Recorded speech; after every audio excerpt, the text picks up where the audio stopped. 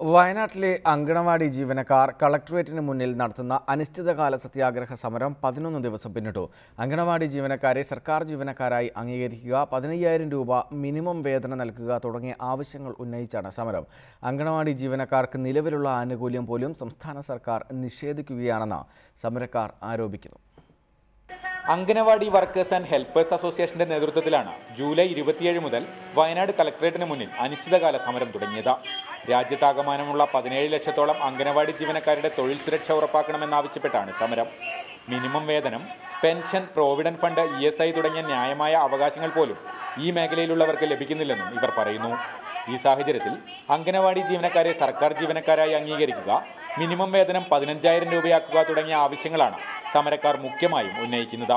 ഏറ്റവും താഴ്ന്ന ജീവനക്കാരായ സീപ്ര തൊഴിലാളികൾക്ക് പോലും 17,000 രൂപ ലഭിക്കുമ്പോൾ അംഗൻവാടി മേഖലയിൽ സേവനം എന്ന മേഖലയിൽ തൊഴിലെടുക്കുന്ന ഞങ്ങൾക്ക് 15,000 രൂപ തരികയും അതോടൊപ്പം തന്നെ ഞങ്ങളെ സർക്കാർ ജീവനക്കാരായി അംഗീകരിക്കണം എന്ന ആവശ്യത്തോടു കൂടിയാണ് ഞങ്ങൾ ഈ റിലേ സമരം തുടങ്ങിയിരിക്കുന്നത്. വയനാട് പോലുള്ള പിന്നോക്ക ജില്ലകളിൽ അങ്കണവാടി മേഖല NGOകൾക്ക് തുറന്നുകൊടുക്കാനുള്ള നീക്കം സ്വകാര്യവൽക്കരണത്തിന്റെ തുടക്കമാണെന്നും ജീവനക്കാർ ആരോപിക്കുന്നു. സർക്കാർ മേഖലയിലെ പ്രീ പ്രൈമറി വിദ്യാഭ്യാസം പൂർണ്ണമായും അങ്കണവാടികളിലൂടെ ആക്കണമെന്നും ഇവർ ആവശ്യപ്പെടുന്നു. റിപ്പോർട്ടർ, വയനാട്.